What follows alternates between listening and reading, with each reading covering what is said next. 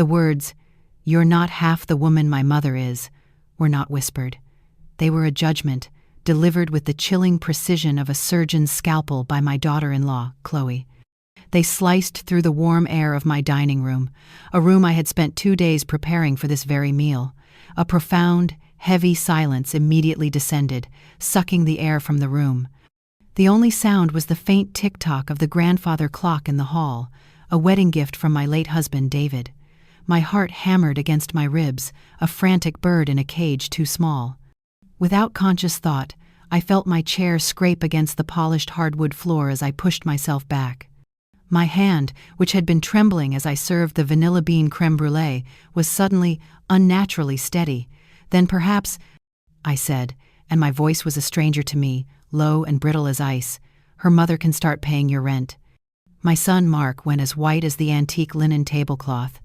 His eyes, the same deep blue as his father's, flew to my face, wide with a raw terror I didn't immediately understand.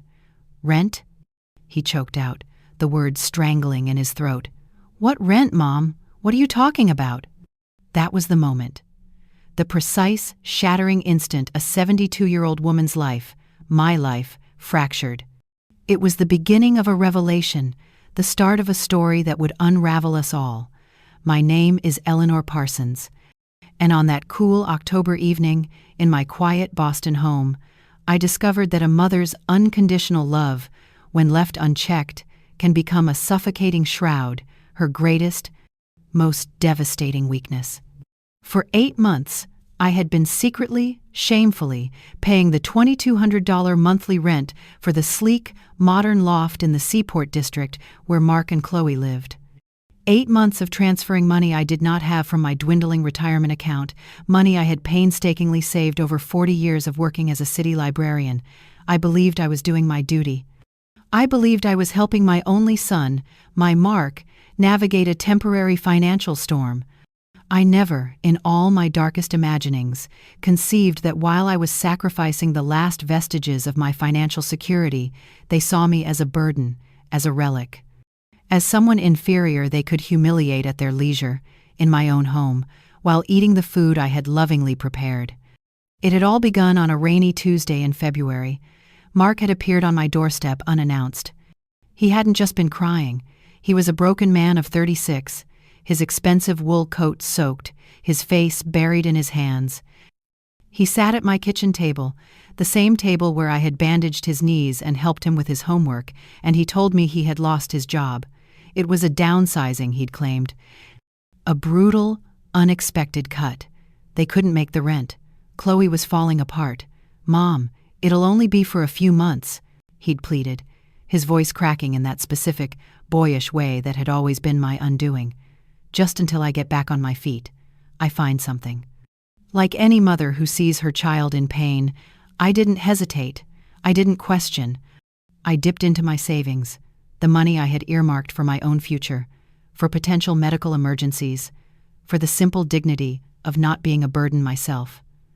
I set up the automatic transfer. $2,200, the 5th of every month, without fail. "It's our secret, Mom," Mark had insisted, grasping my hand. "I don't want Chloe to feel bad about this. You know how proud she is. I don't want her to feel like she's depending on you." How naive I was. How utterly, profoundly blind. I believed I was protecting his wife's pride. In reality, I was protecting his own fragile ego, enabling his deception. While I began counting every penny, switching to the generic brand of tea, pushing my own doctor's appointments back because the copay was too high, they lived as if nothing had changed. Chloe's social media feed, which I checked with a growing sense of unease, was a parade of brunch cocktails, new outfits, and weekend trips to the Cape. Trips I knew they couldn't possibly afford. Trips I was, in essence, funding. Dinner that night was meant to be special. It was the anniversary of David's passing, a day I usually spent in quiet reflection. But Mark had called, sounding stressed, and asked if they could just come by for some of Mom's cooking. I had seized on it, grateful for the distraction, grateful for the chance to feel needed, to be a mother again. I spent all day cooking his favorites. A slow-braised coq au vin, creamy garlic mashed potatoes, and the crème brûlée he had loved since he was a boy. The table was set perfectly. I used my grandmother's silver, the pieces I polished only twice a year, and the Waterford crystal glasses that chimed like bells when they touched. They arrived 45 minutes late. Chloe swept in, enveloped in a cloud of expensive perfume, wearing a silk dress in a shade of emerald green that probably cost more than my entire monthly grocery budget. Mark followed in her wake, looking exhausted, avoiding my eyes as he gave me a kiss on the cheek that felt more like a brush-off. From the moment they sat down, the air was different, tense. Chloe held that forced, bright smile I had come to recognize, the one she deployed just before delivering a backhanded compliment or a passive-aggressive barb. Mark seemed to vibrate with anxiety, his phone perpetually in his hand beneath the table. During dinner, the criticism was relentless, a steady drip of disdain. The coq au vin, she'd remarked, was a bit heavy for a modern palate. My decor, she'd mused, was charming, in a time capsule sort of way. She gestured at the walls of my living room, lined with the books that had been my life's work and my greatest comfort. Eleanor, don't you think it's time you freshened this place up a bit? My mother just had her condo in Florida completely redone by an interior designer. So minimalist and clean, all white. It's so much more sophisticated. I just smiled, clinging to the rapidly fraying threads of harmony. I like my memories, dear, I'd said softly. Every corner tells a story. She had scoffed, a tiny, dismissive sound. Well, some stories are better left in the past. When it was time for dessert, I truly believed we could salvage the evening. I had taken such care with the custard, even buying a real vanilla bean instead of using extract. I remembered Mark as a boy, licking the spoon, telling me I was the best cook in the world. But instead of gratitude, instead of a simple thank you, I received those words. The words that would echo in my head for weeks. You're not half the woman my mother is. The impact was physical. It was like a slap, sharp and stinging, leaving a ringing in my ears. I froze, the silver serving spoon suspended over the fourth ramekin. A lump of pure, unadulterated emotion rose in my throat, hot and bitter. Chloe was looking at me with a cruel, satisfied smirk, as if she had been waiting all night for the perfect moment to land this blow. Mark just stared at his plate. He lowered his head, his shoulders slumped in a gesture of profound, damning cowardice. In that instant, I knew he had known this was coming. He was complicit. Excuse me? I managed to choke out, my voice trembling, though I had heard her perfectly. Chloe leaned back in her chair, performing a pantomime of false elegance. She crossed her legs, smoothing the green silk over her knee. You heard me, Eleanor. My mother is a force. She's a successful, independent woman who built an empire from nothing. She never needed anyone. She has her own marketing firm, her beach house, her trips to Europe. She's relevant. Well, she gestured vaguely around the room. At my life's accumulation, you just know how to cook and shelve books. Each word was a hammer blow on an already brittle heart. I thought of the 40-plus years I had worked, the community programs I had started at the library, the children I had taught to read. I thought of the sacrifices, the double shifts I'd pulled when David first got sick, the nights I'd spent sewing Mark's Halloween costumes by hand because we couldn't afford to buy them. I remembered selling my own mother's jewelry, piece by piece, to help with Mark's college tuition, working until my fingers were numb and my eyes blurred, all so he could have the chances I never did. Chloe, please, Mark muttered, his voice weak, devoid of any real conviction. He still wouldn't look at me. Those two words were worse than his silence. They were confirmation. They were his surrender. My son, the boy who had once told me I was his hero, was now allowing me to be eviscerated in my own dining room by his wife after eating a meal I had paid for with my meager savings. No, Mark, let me finish, Chloe continued, her voice rising in that sharp, imperious tone she used when she felt she was winning. Your mother needs to hear the truth. My mother would never have allowed her son to live in this mediocrity. She made a dismissive gesture with her perfectly manicured hand, encompassing my home, my life. She would have helped us get something better, something worthy of us. She wouldn't have kept us struggling with her false, old-fashioned kindness. And that was it. That was the snap. The precise moment, the long, dormant steel in my spine reforged itself. It wasn't just the breathtaking injustice of her words. It was the absolute, staggering ingratitude. The irony was so thick, so poisonous, it almost made me laugh. This woman, who was living a life of brunches and designer clothes, was insulting the very person who was paying for the roof over her arrogant head. The person who, at that very moment, had a prescription for her own arthritis medication sitting unfilled on her nightstand because it was too expensive. I rose slowly from my chair, feeling an adrenaline I hadn't felt in 30 years. My heart was no longer pounding. It was cold, steady, and purposeful. "All right, Chloe," I said, my voice resonating with a calm that stunned us all. "If your mother is so superior, if she is so much a force, and I am, well, not. Then I think it's time for her to assume the responsibilities a successful woman should have." Mark looked up, his expression one of pure confusion. Chloe, however, still wore that smug smile, believing she had won, believing I was conceding. "Exactly, Eleanor. I'm glad you finally understand your place." "Oh, I understand my place perfectly," I replied, my voice gaining strength. "And my place no longer includes paying the $2,200 a month for your apartment. Unit 14, B at 50, Seaport Boulevard, the rent I have been paying since February." The silence that followed was so deep, so absolute, I could hear the faint hum of the refrigerator in the kitchen. Mark stood up so abruptly he knocked his crystal water glass over. Red wine, not water. It spilled across the white linen like a spreading wound. "What rent?" he yelled, his voice cracking into a panicked soprano. "What are you talking about, Mom?" Chloe's arrogant smile didn't just vanish, it imploded. Her face, moments before flushed with victory, was now a mask of waxy, pale confusion. She looked from me to her husband, her eyes narrowing. "Mark, what is she talking about?" "I'm talking about the rent," I continued, savoring the sudden, dramatic shift in power. My voice was clear and strong, projecting to the back of the room as if I were addressing the library's board of trustees. "The rent I have been religiously transferring from my savings account to your landlord, a Mr. Henderson, on the 1st of every month for 8 straight months, $2,200. Money that I saved over a lifetime of work, money that was supposed to be for my old age, not for your minimalist decor."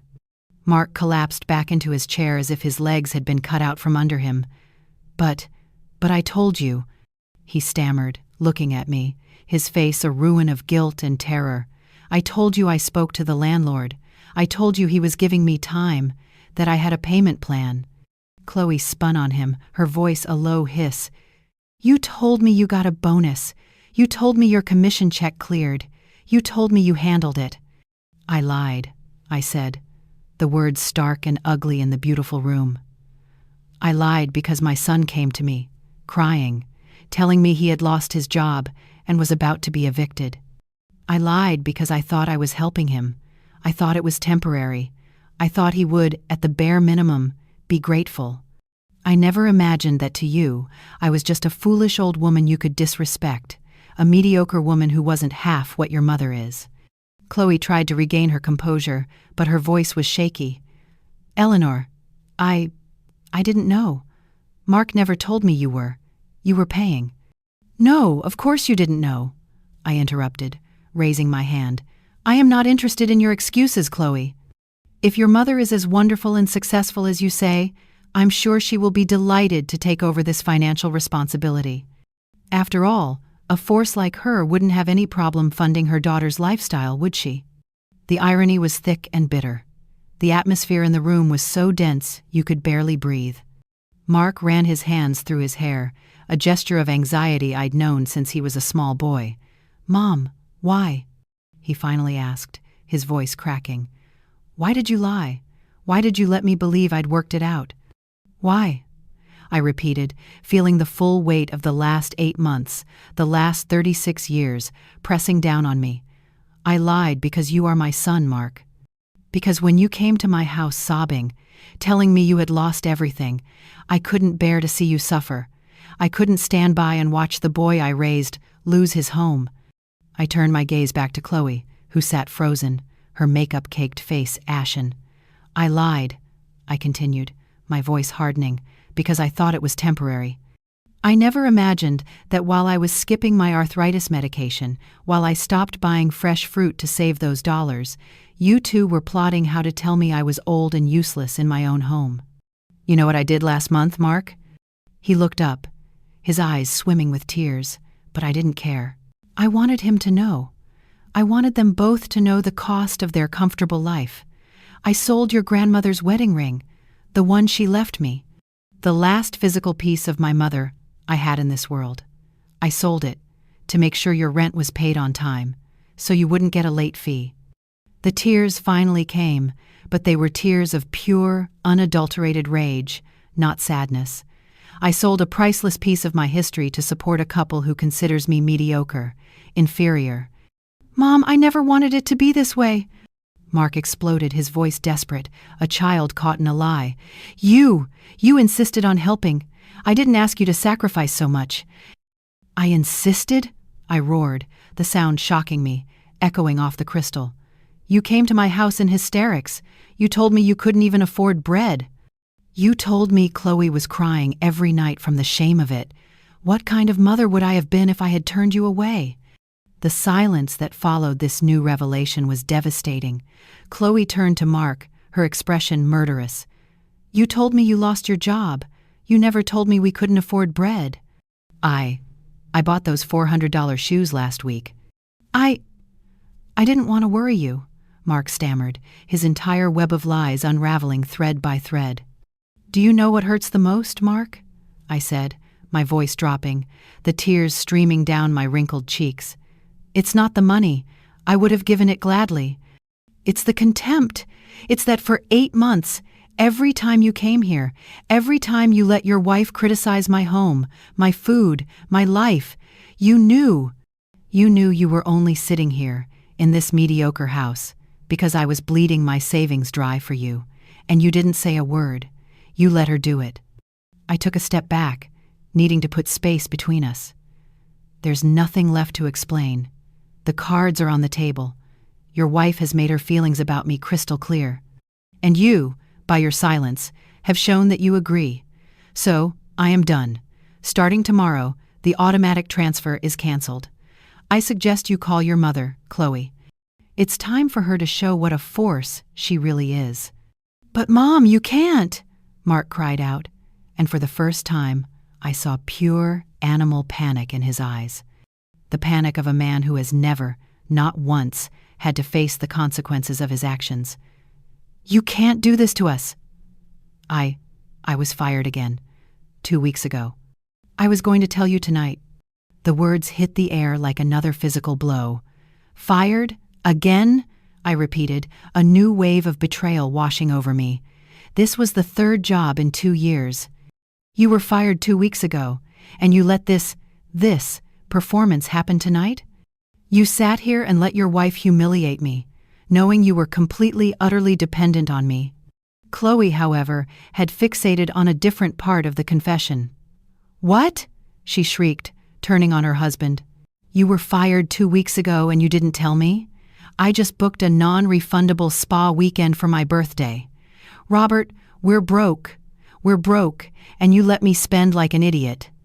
She buried her face in her hands, her sobs dramatic and loud, a performance of despair. I watched the surreal, pathetic scene unfold. The elegant, superior woman had vanished, replaced by a terrified, grasping girl. Mark was defeated, his shoulders slumped. I lost the job because I was late, he mumbled into his hands. Chloe.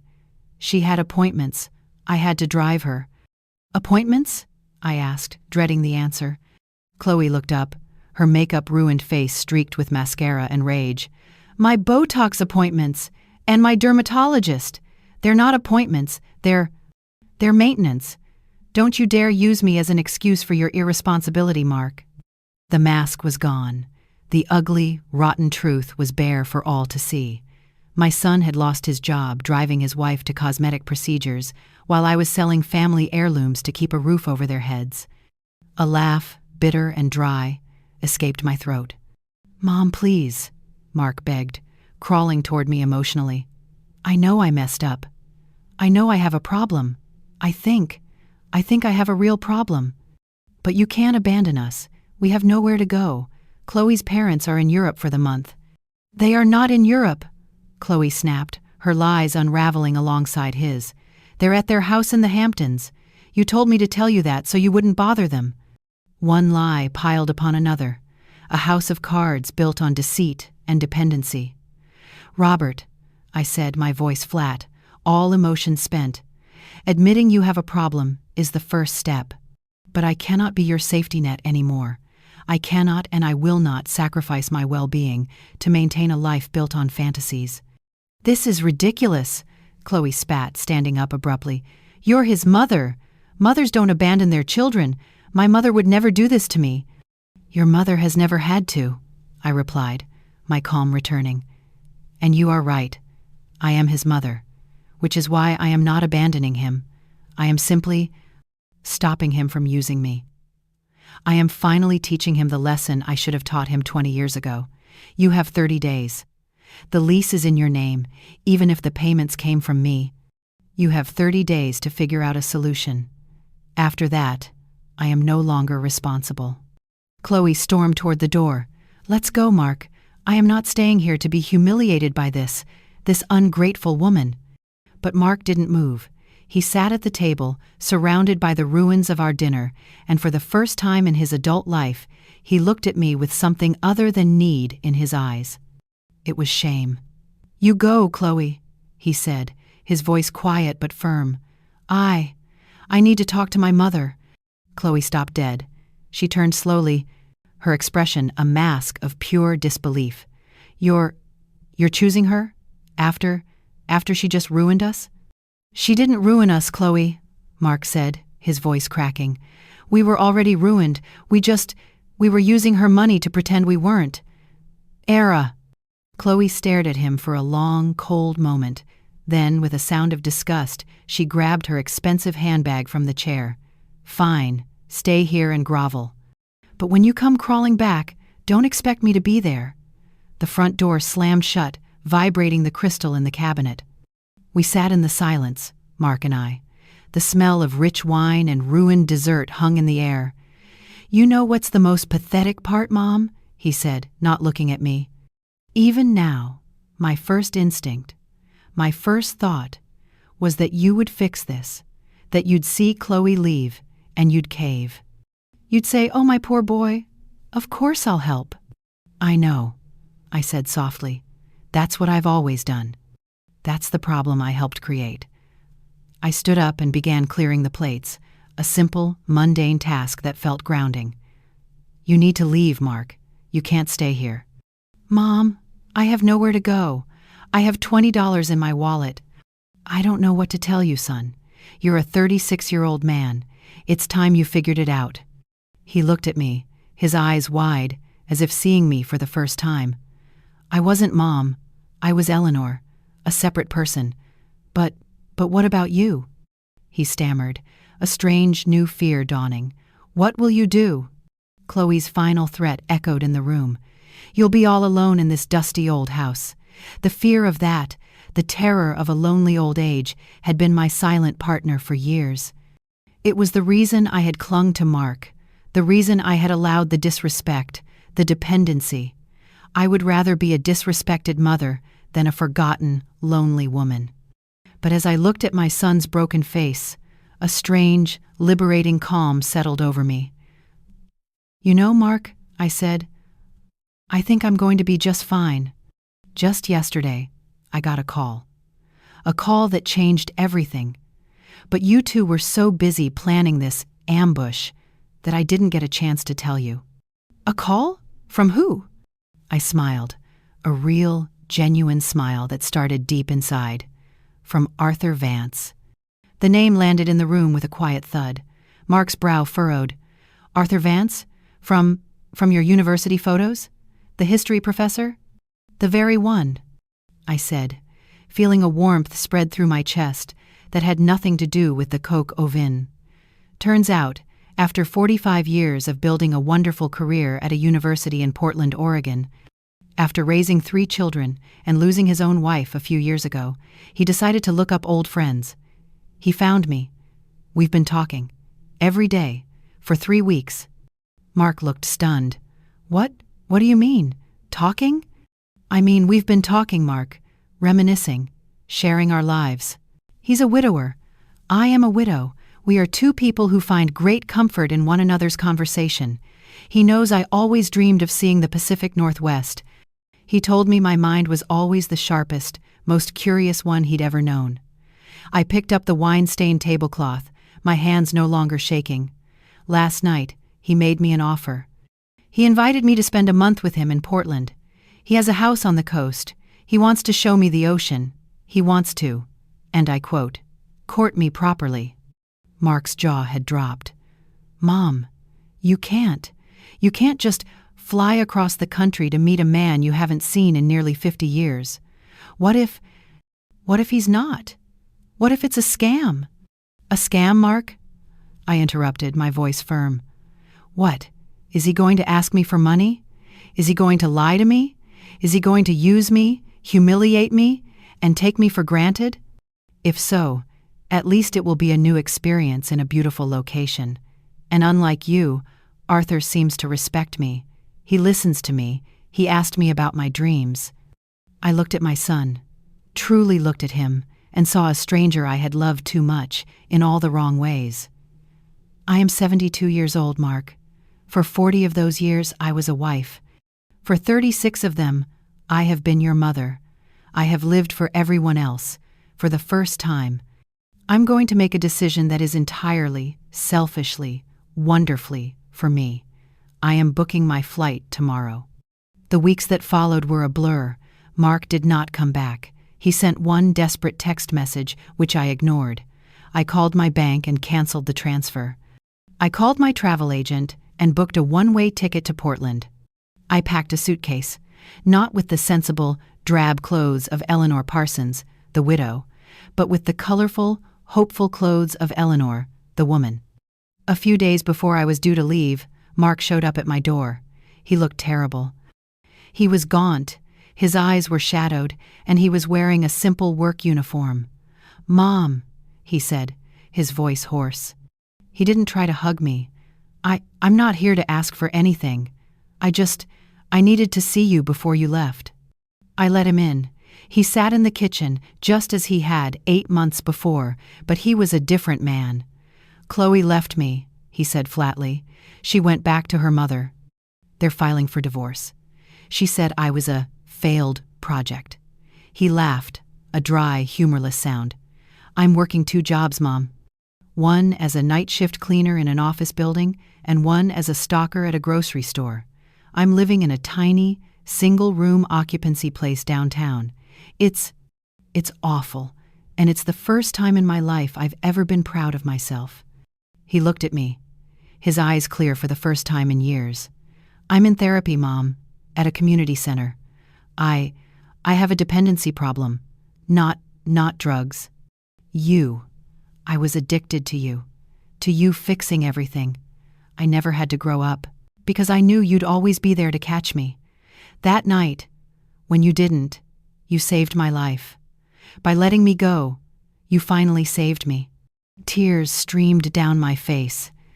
These were the tears I had been waiting for, not of rage, but of a painful, profound release.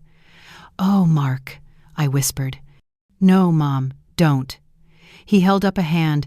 I don't want your pity. I want you to go to Portland. I want you to meet Arthur. I want you to be happy. You deserve it more than anyone on this planet. I'll be okay. For real. This time. I'm going to be okay. I'm going to pay my own way. We hugged at the airport, a real hug between 2 adults. I love you, Mom, he said, his voice thick with emotion. I'm so proud of you. I love you too, son, I cried, holding his face in my hands. And I am proud of the man you are finally becoming. Arthur was waiting for me at the gate in Portland. He was older, of course, his hair a distinguished silver, but his eyes were the same, bright, intelligent, and kind. He was holding a bouquet of freesias, my favorite, a detail I had mentioned in passing during one of our calls. "Eleanor," he said, his voice warm, "you made it." I write this from a comfortable chair on a wide deck, overlooking the vast, beautiful Pacific Ocean. The sun is setting, painting the sky in shades of orange and violet. Arthur is in the kitchen, humming as he prepares us dinner. We were married 6 months ago, in a simple ceremony on this very deck. Mark flew out to walk me down the aisle, which was really just a path of seashells. He looks good, he's healthy. He's still working his 2 jobs, but he's also taking night classes in accounting. He calls me every Sunday. We talk, not as a parasite and a host, but as a mother and a son who have found a new, healthier respect for each other. That night, when Chloe's words cut me to the core, I thought my life was over. I thought it was a confirmation of my deepest fears, that I was old, irrelevant, and destined to be alone. But that humiliation was not an end. It was a beginning. It was the sharp, painful scalpel I needed to cut the ties of a toxic love. I learned that unconditional love does not mean unconditional sacrifice. I learned that setting a boundary is not an act of cruelty, but the highest form of respect, both for yourself and for the person you love. And I learned that it is never, ever too late to start over. It's never too late to find out that you are, in fact, more than half a woman. You are, and always have been, whole.